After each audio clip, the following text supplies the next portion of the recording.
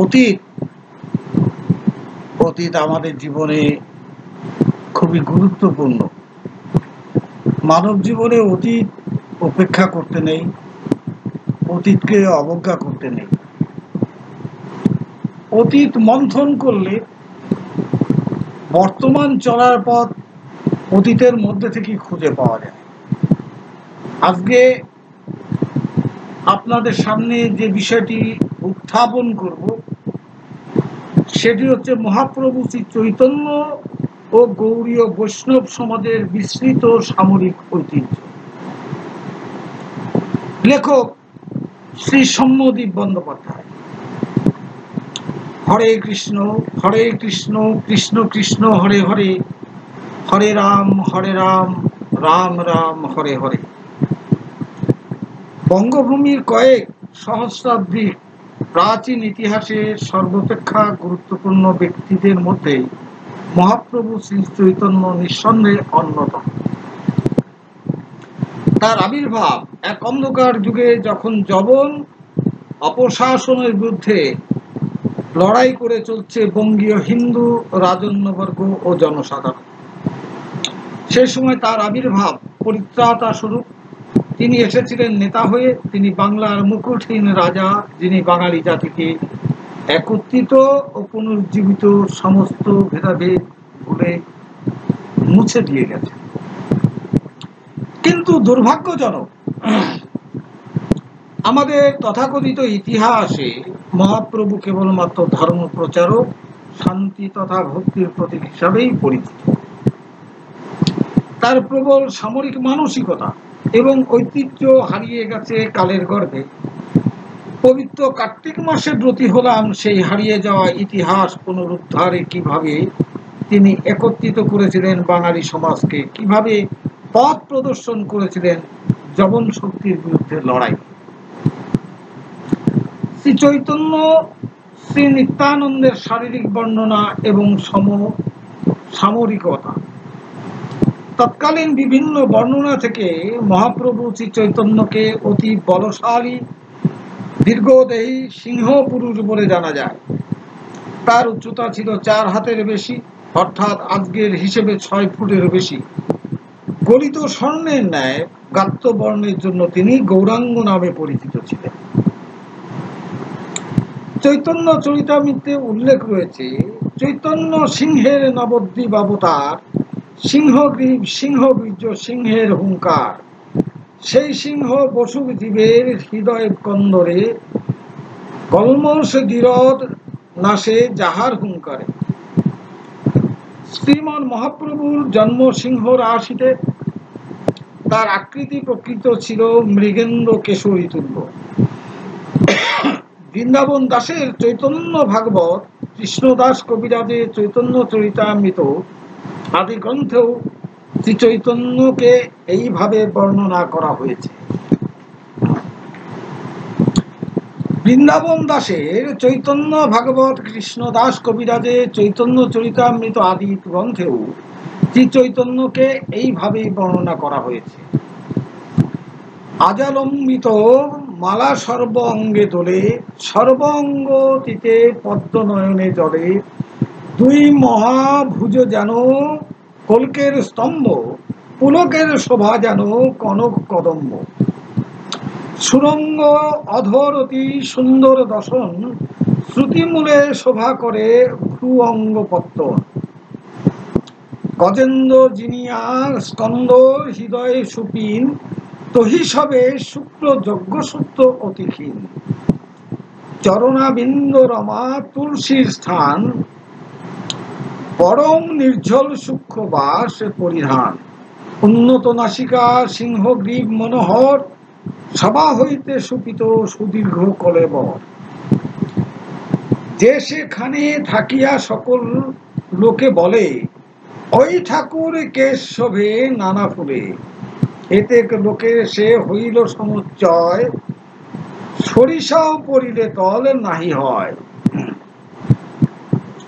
অর্থাৎ তার বিশাল হাত যেন কল্কের স্তম্ভ, তার বক্ষদেশ সুপিন অর্থাৎ পেশিবহুল, স্কন্দ গজের ন্যায়, তাতে ঝুলে আছে তার যজ্ঞসূত্র।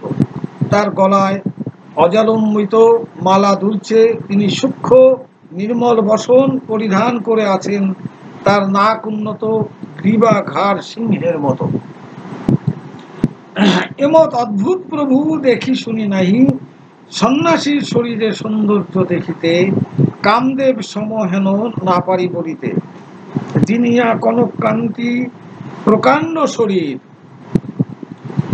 আজালম্বিত ভুজ নাভি সুগভীর, সিংহগ্রীব গজ স্কন্দ কমল নয়ন, কোটিচন্দ্র সে মুখে নাহি করি সমান। সুরঙ্গ অধর মুক্ত জিনিয়া দশন, কাম সরাসন যেন ধ্রুভঙ্গ পত্তন। সুন্দর সুপিনী বক্ষ লোপিত চন্দন, মহাকোটিতে শোভে অরুণ বসন। অরুণ কমল যেন চরণ যুগল, দশনক যেন 10 দর্পণ নির্মল। কোন বা রাজ্যের কোন রাজা নন্দন, জ্ঞান পাই সন্ন্যাসী হই করে ভ্রমণ। অর্থাৎ এরকম অদ্ভুত ব্যাপার না দেখেছি, না কখনো শুনেছি। এই সন্ন্যাসীর শরীরের সৌন্দর্যের অতুলনীয়, যেন স্বয়ং কামদেব। তার বিশাল দেহের কান্তি কনকের স্বর্ণের ন্যায়। তার হাত দুটি হাঁটু পর্যন্ত দীর্ঘ ও নাভিকু সুগভীর। সিংহের ন্যায় গ্রীবা ঘাড়, হাতির মতো বিশাল কাঁধ এবং চোখ পদ্মের মতো। তার মুখ কোটি চন্দ্রের ন্যায় দীপ্তমান। ঠোঁট দুটি আরক্তিম ও দাঁতের পাটি মুক্তোর মতো। ভুরু যেন কামদেবের ধনুকের মতো বাঁকানো। তার বলিষ্ঠ ও দৃঢ় পেশিবহুল বক্ষদেশ চন্দন দিয়ে লেপন করা হয়েছে এবং কোমরে অরুণ বসন শোভা পাচ্ছে। তার চরণ যুগল যেন অরুণ বর্ণের পদ্ম, 10টি নখ দর্পণের ন্যায় নির্মল। নিশ্চয়ই এ সন্ন্যাসী পূর্বাশ্রমে কোন রাজপুত্র ছিল, জ্ঞান লাভ করার পর সে সন্ন্যাসী হয়েছে। শ্রী চৈতন্যের শারীরিক সক্ষমতা উল্লেখ যুধিষ্ঠির জানার লেখায় পাওয়া যায়। সেখানে তিনি উল্লেখ করেছেন, নীলাচলে অবস্থানকালে মহাপ্রভু একদিন ভগবত প্রেমে মত্ত হয়ে জগন্নাথ দেবকে দর্শনের উদ্দেশ্যে মূল মন্দিরে সিংহাসনের দিকে যাচ্ছিলেন। সেই সময় পুরীর মন্দিরের এক বিশালাকায় পান্ডা অনন্ত গচ্ছিকায় তাকে সিংহাসনের দিকে যেতে নিষেধ করে তাকে নিরস্ত করতে উদ্যত হলে মহাপ্রভু হাত দিয়ে গচ্ছিকারকে সরিয়ে এগিয়ে যেতে থাকেন এবং মহাপ্রভু সামান্য সরিয়ে দেবার ঠেলায় বিশালাকায় বলিষ্ঠ গচ্ছিকার ছিটকে নিচে পড়ে যান। রাজা প্রতাপরুদ্র সহ বহুজন এই ঘটনা তথা শ্রী চৈতন্যের প্রবল শারীরিক শক্তির কথা জানতে পেরে অবাক হয়েছিলেন। এক্ষেত্রে বিশেষভাবে উল্লেখ্য যে শ্রী চৈতন্য মহাপ্রভু প্রধান পার্ষদ এবং গৌড়ীয় বৈষ্ণব সমাজে শঙ্কর্ষণ বলরামের অবতার রূপে পরিচিত শ্রী মন্বিতানন্দ ছিলেন বলরামের ন্যায় বলশালী। শ্রী চৈতন্য চরিতামৃতে তার শারীরিক বর্ণনা পাওয়া যায়। শ্যামল চিকন কান্তি প্রকাণ্ড শরীর, সাক্ষাৎ কন্দর্পকটি মহামল্লবীর, সুবলিত হস্তপদ কমললোচন, পাড়বস্ত্র শিরে পড়বস্ত্র পরিধান, সুবর্ণ কুণ্ডল, কর্ণে স্বর্ণাঙ্গ বালা, পায়েতে নুপুর বাজে, কণ্ঠে পুষ্পমালা, চন্দন লেপিত অঙ্গ তিলক সুঠাম, মত্তগজ যিনি মদমন্থন পয়ান, কোটিচন্দ্র যিনি মুখ উজ্জ্বল বরণ, দারিম্ব বীজ সম দন্ত তাম্বুল চর্বণ। কৃষ্ণ প্রেমে মত্তয়ঙ্গল, ডাহিনে বামে দোলে, কৃষ্ণ কৃষ্ণ বলিয়া গম্ভীর বল বলে, রাঙা ষষ্ঠী হস্তে দোলে যেন মত্ত সিংহা, চারিপাশে বেরিয়াছে চরণেতে ভৃঙ্গ। পরিষদ গণে দেখি সব গোপ বেশ, কৃষ্ণ কৃষ্ণ কহে লবে সপ্রেম আবেশ। তিনি শ্যামল বর্ণের, চিকন কান্তি, তার উচ্চতা বিশাল ও শরীর প্রকাণ্ড। তিনি স্বয়ং কন্দর্পের মতোই মহামল্লবীর, হাত ও সুবলিত পেশিবহুল, সুঠাম দেহে চন্দন লেপন করা আছে, কানে স্বর্ণের কুণ্ডল ও বলিষ্ঠ বাহুতে স্বর্ণের অঙ্গদ, কোটিচন্দ্রের ন্যায় স্নিগ্ধ, অথচ তার মুখমণ্ডল দারিম্ব বীজের ন্যায় দাঁতে তিনি তাম্বুল চর্বণ করছেন। মত্ত হস্তির মতো বলবান তিনি, ডানে বামে দুলে দুলে চলেছেন, হাতে রাঙা লাঠি নিয়ে তাকে মত্ত সিংহ মনে হচ্ছে। শ্রী চৈতন্য, শ্রী নিত্যানন্দ উভয়ে লাঠি চালনায় অত্যন্ত দক্ষ ছিলেন বলে জানা যায়।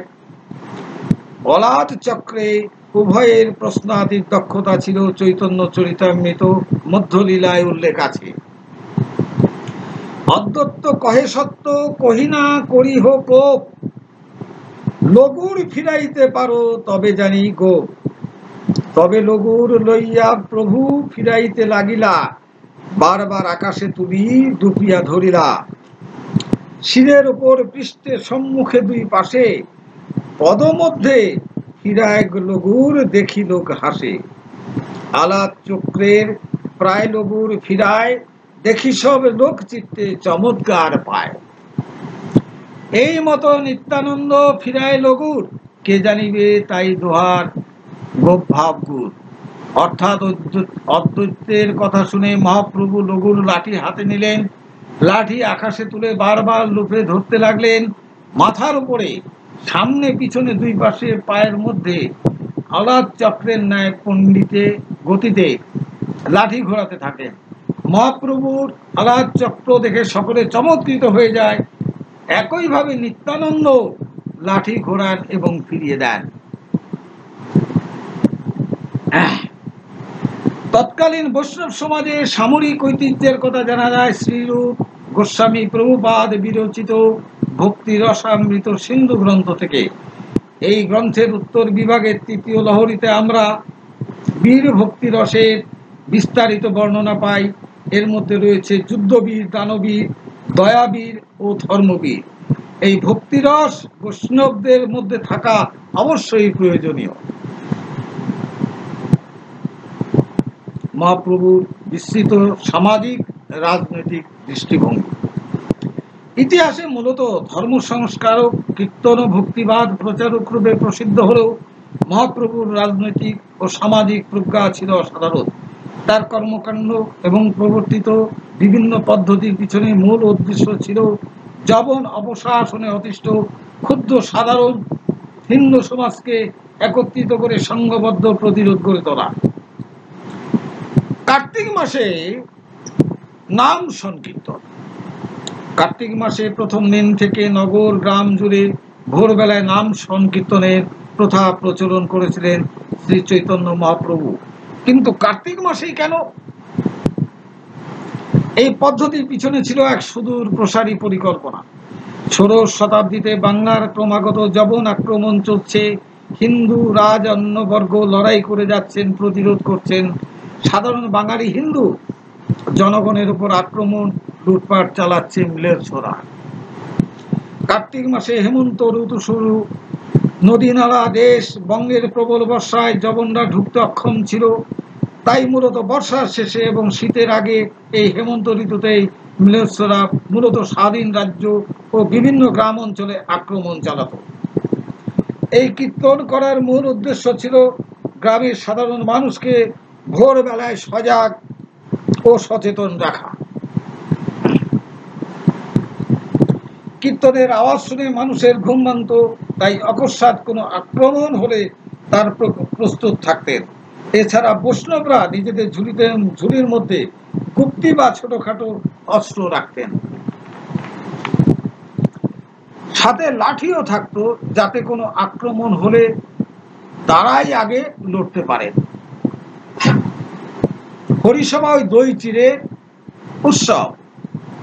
বিভিন্ন কর্মকাণ্ডের মাধ্যমে হিন্দু জনসাধারণকে একত্রিত করা ছিল মহাপ্রভুর অন্যতম লক্ষ্য। এই উদ্দেশ্য সাধনে বঙ্গের বিভিন্ন জায়গায় হরিসভা স্থাপন করেন তিনি। হরিসভার বিশেষ তিথিতে বৈষ্ণবগণ নাম সংকীর্তন করতেন এবং বহু সংখ্যক সাধারণ মানুষ জড়ো হতেন। নিত্যদিন এক জায়গায় এসে জড়ো হওয়া এবং ঈশ্বরের নামগান করার ফলে মানুষের মধ্যে বন্ধুত্ব ও একতা তৈরি হতো, যা সেই সময় অতি প্রয়োজন ছিল।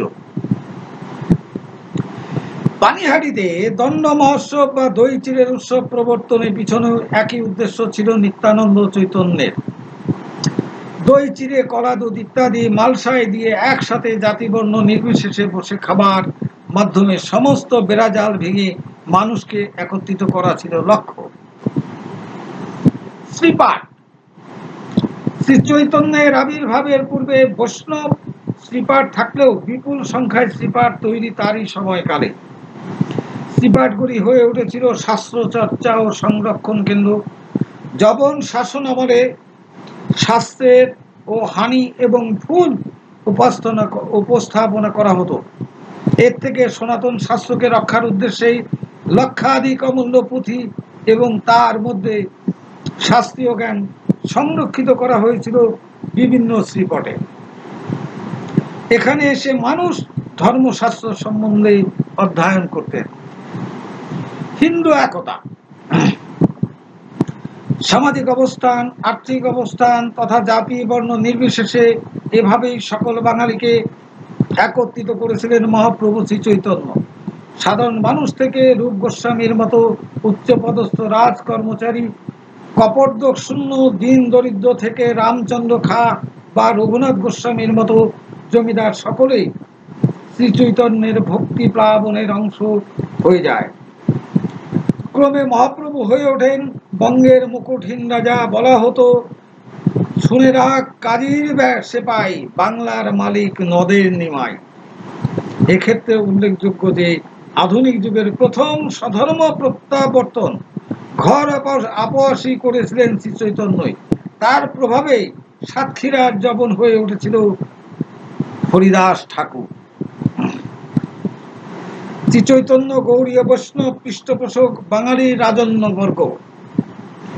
বহু বছর ধরে আলাউদ্দিন হোসেন শাহের মতো বিজাতীয়কে শ্রী চৈতন্যের পৃষ্ঠপোষক দেখানোর জন্য বহু অপপ্রচার ও ভ্রান্ত গল্প ছড়ানো হয়েছে, যা আদতে সম্পূর্ণ মিথ্যা। চৈতন্য চরিতামৃত গ্রন্থে আমরা উল্লেখ পাই, হোসেন শাহের রাজত্বকালে তার মুসলমান উজিররা কিভাবে কথায় কথায় হিন্দু ধর্ম নষ্ট করত। শ্রী চৈতন্যের পৃষ্ঠপোষক রাজা রামচন্দ্র খাকে রাজকর না দেওয়ার জন্য বন্দী করা হয় এবং তার ঘর গ্রাম লুট করা হয়। কিন্তু এতেও হোসেন শাহের উজিরের তৃপ্তি হয়নি। সে হতভাগ্য রামচন্দ্রের দুর্গা মণ্ডপে গোহত্যা করে সেখানে গোমাংস 3 দিন ধরে রন্ধন করে তবে ক্ষান্ত হয় এবং রামচন্দ্রের ধর্ম নাশ করে। এই ধরনের বিভিন্ন ঘটনার উল্লেখ ঈশান নাগর কর্তৃক লিখিত অদ্বৈত প্রকাশ গ্রন্থেও পাওয়া যায়। এই প্রসঙ্গে শ্রী দীনেশ চন্দ্র সেন বলেছেন, মসনদে বসেই লুট করলেন নবদ্বীপ শহর। ফতে শাহের লক্ষ্যস্থল ছিল শুধু ব্রাহ্মণ সম্প্রদায়ের উপর, অত্যাচার করতেন তাদের উপরেই। হুসেন শাহ কিন্তু ব্রাহ্মণদের মধ্যে বিশেষ করে চৈতন্য অনুগামী বৈষ্ণবদের উপর হয়ে উঠলেন রুষ্ট। ফতে শাহ ব্রাহ্মণদের উপবিদ ধারণ নিষিদ্ধ করেছিলেন, কিন্তু হুসেন শাহ তুলসীর মালা ধারণ করার উপর করলেন নিষেধাজ্ঞা জারি। এমনকি আদেশ দিলেন, তুলসী গাছ দেখলেই তা উপড়ে ফেলো। নিষিদ্ধ হলো তার সংকীর্তন। স্নানের সময় গঙ্গার ঘাটে জমায়েত হতো বৈষ্ণবরা, তাই বৈষ্ণবদের নিষিদ্ধ করেছিলেন গঙ্গা স্নান। এক কথায় বৈষ্ণব আন্দোলন যাতে দানা বাঁধতে না পারে তার সব রকম ব্যবস্থাই নিলেন সুলতান হোসেন শাহ। উপরোক্ত আলোচনা থেকে পরিষ্কার বোঝা যায়, হোসেন শাহ কোনোভাবেই শ্রী চৈতন্যের পৃষ্ঠপোষক ছিলেন না। বাঙালি রাজন্যবর্গের বৈষ্ণব পৃষ্ঠপোষকতা গৌড়ীয় বৈষ্ণব ধর্মের প্রধান রাজনৈতিক পৃষ্ঠপোষণ এসেছিল রাঢ়ের সর্বাধিক শক্তিশালী 3টি রাজ্য ভুরিশ্রেষ্ঠ, মল্লভূম ও তাম্রলিপ্ত থেকে। তৎকালীন সময়ে 3টি বৃহত্তম হিন্দু শক্তির সাথে সাক্ষাতের মাধ্যমে মহাপ্রভু রাজন্যবর্গের মধ্যে একতা স্থাপন করেন। ভূরিশ্রেষ্ঠ শাসক মহারাজা উদয়নারায়ণ রায় ও তার স্ত্রী বিন্দুরতী একত্রে দীক্ষা গ্রহণ করেন শ্রী চৈতন্য মহাপ্রভুর কাছে। তিনি ভূরিশ্রেষ্ঠ রাজ্যে একাধিক বৈষ্ণব পদকর্তাদের আশ্রয় দেন ও কীর্তনগুলির সিংহভাগ তার রাজসভায় রচিত। রাজা উদয়নারায়ণ রাজ্য কেন্দ্রে দামোদরে বিষ্ণুমূর্তি স্থাপন করেছিলেন। তার নাম অনুসারেই সেই স্থানের নাম এখন উদয়নারায়ণপুর। মহারাজা উদয়নারায়ণ হোসেন শাহকে বারংবার যুদ্ধে পরাজিত করে ভূরিশ্রেষ্ঠ স্বাধীনতা অক্ষুণ্ণ রেখেছিলেন। তারই বংশধর ভূরিশ্রেষ্ঠ রাজ্যের মহাতম শাসক মহারাজা রুদ্রনারায়ণ রায় ও তদীয় স্ত্রী রায় বাঘিনী ভবশঙ্করী দেবী। গৌড়ীয় বৈষ্ণব ধর্মের পৃষ্ঠপোষণায় মল্লভূমের স্থান উল্লেখযোগ্য। মহারাজা চন্দ্রমল্লের সাথে শ্রী চৈতন্যের সাক্ষাতের কথা জানা যায়। তিনি গোকুলনগরে গোকুলচন্দ্র বিগ্রহ স্থাপন করেন। এই সময় বিষ্ণুপুরে শ্রী রাধাকৃষ্ণর আরাধনা হতে থাকে। মহারাজা বীর হাম্বির মল্লদেব প্রথম এই বংশের গৌড়ীয় বৈষ্ণব ধর্মে দীক্ষা নিয়েছিলেন শ্রীনিবাস আচার্য থেকে। তিনি বিষ্ণুপুরকে গুপ্ত বৃন্দাবন রূপে গড়ে তোলেন। রাসমঞ্চ ও শ্যামরাই মন্দির বানিয়েছেন তিনি। এ সময় থেকে বিষ্ণুপুরী ঘরানা, ধ্রুপদী সঙ্গীত ও গৌড়ীয় নৃত্যের মধ্যে শৈব ধারায় সমান্তরালে বৈষ্ণব ধারার ভাব প্রকাশ হতে থাকে। হাম্বির পরবর্তী সমস্ত মল্ল শাসক গৌড়ীয় বৈষ্ণব মতের অনুসারী ছিলেন এবং বহু বহু মন্দির নির্মাণ করেছেন বাঁকুড়া জুড়ে। মহারাজা হাম্বির মল্লদেব ছিলেন বীরকেশরী। তার সময়ে সমগ্র রাঢ়ের বৃহত্তম শক্তি ছিল মল্লভূম। তার উত্তর পুরুষরা সকলেই শ্রী চৈতন্যের দেখানো পথে একাধারে ভক্তি ও শক্তির চর্চা করে নিজ ভূমিকে রক্ষা করেছেন। তাম্রলিপ্তের রাজা যদুনাথ রায় ভূঁইয়ার সাথে শ্রী চৈতন্যের সাক্ষাৎ হয়। এই সময়ে হিজলি কুতুবপুরের শাসকরা তার সাথে দেখা করতে আসেন। পরবর্তীকালে শিখরভূম, গোপভূমের মতো হিন্দু রাজ্যগুলি শ্রী চৈতন্যের বৈষ্ণব দীক্ষা গ্রহণ করেছিলেন। শ্রী চৈতন্যের প্রভাব বিস্তৃত হয় কোচবিহার থেকে তাম্রলিপ্ত, চট্টগ্রাম থেকে মানভূম হয়ে সমগ্র পূর্ব ভারতবর্ষ, এমনকি সুদূর মণিপুর অবধি। শ্রী চৈতন্যের ঊর্ধ্বমুখী প্রখ্যাতি এবং তার নেতৃত্বে হিন্দুদের উত্থান যবন শাসকদের মাথা ব্যথার কারণ হয়েছিল। তাই নবদ্বীপের শাসক জাতকারী বৈষ্ণব নাম সংকীর্তন এবং গান করা বন্ধ করার আদেশ জারি করে এবং গোহত্যা করে।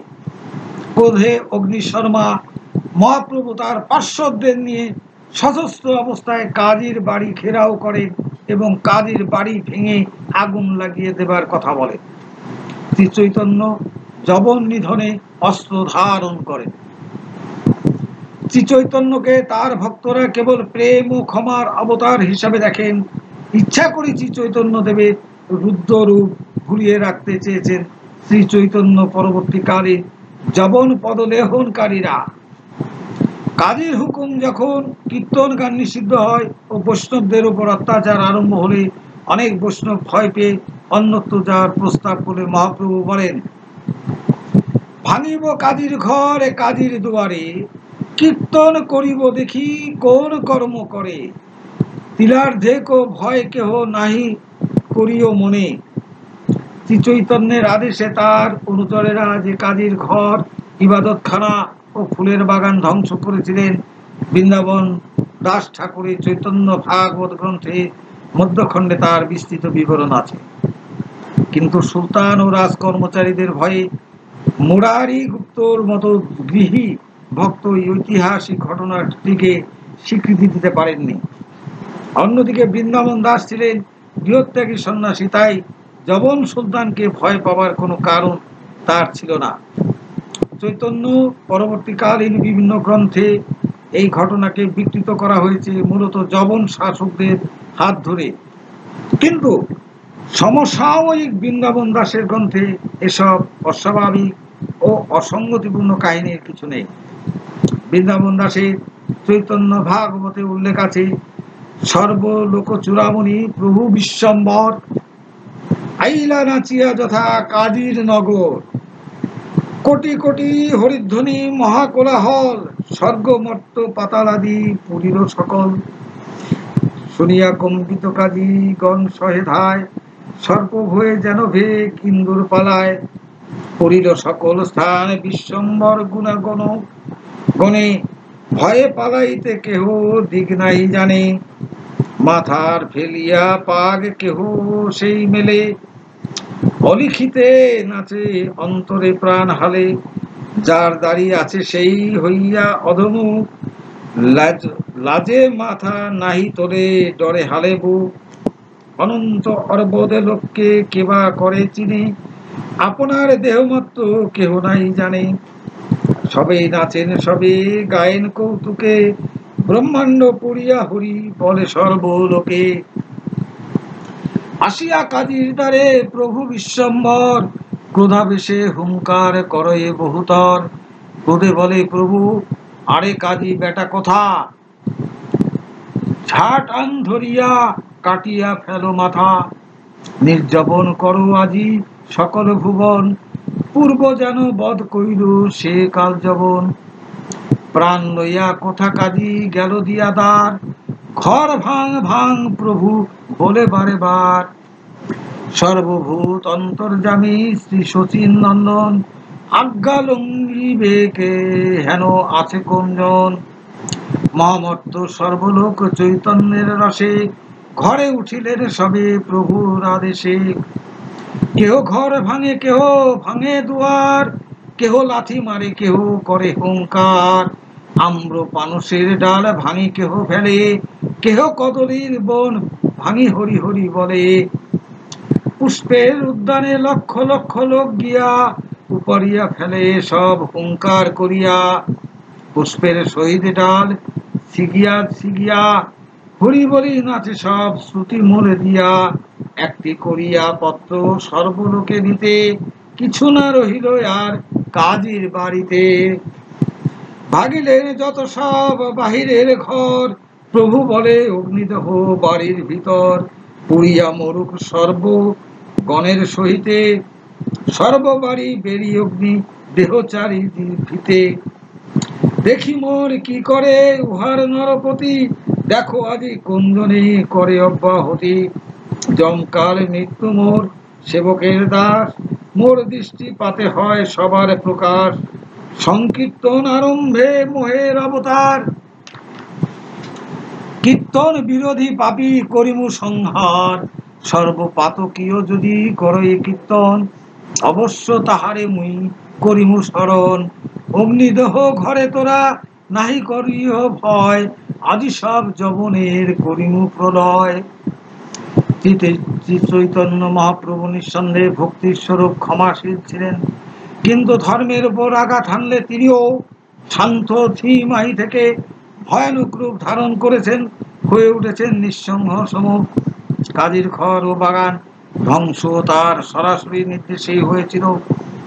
কাজী কোনো মতে পিছনের দরজা দিয়ে পালিয়ে যায় বলে প্রাণে বেঁচে যায়, নইলে শ্রী চৈতন্য যে রুদ্ররূপ সেদিন ধারণ করেছিলেন তাতে কি হতো বলা মুশকিল।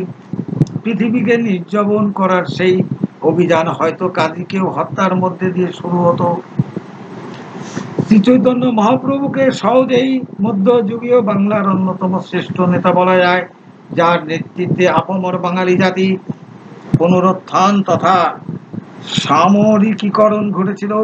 একদিকে তার হাত ধরে যবন হরিদাস হয়ে ওঠে, অন্যদিকে বিধর্মী আগ্রাসনের বিরুদ্ধে তিনি এক দৃঢ়চেতা ধর্মযোদ্ধা। শ্রী চৈতন্য মহাপ্রভু বাঙালিকে দুর্বল নয় বরং শক্তিশালী করেছিলেন। তিনি যখন জয়ধ্বনি করতেন তার সিংহ বেগন বিদীর্ণ হতো, আবার সিংহ বিক্রমে যখন কীর্তন নৃত্য করতেন তখন পদভরে ধরনে টলমল করত। তার সিংহনাদে পাষণ্ডের হৃদয়ে ভয়ের সঞ্চার হতো, আবার অভয় বাণী শুনে পতিতের প্রাণে আশার আলো দেখা দিত। আপামর জনসাধারণকে তিনি একত্রিত করেছিলেন। একাধারে তিনি পতিত পাবন রূপে রক্ষাকর্তা, অন্যদিকে যবন ধ্বংসকারী মহাবলী। উপরোক্ত লেখার মাধ্যমে শ্রী চৈতন্য ও তার দেখানো পথের বিস্তৃত ঐতিহ্য স্মরণের চেষ্টা করলাম।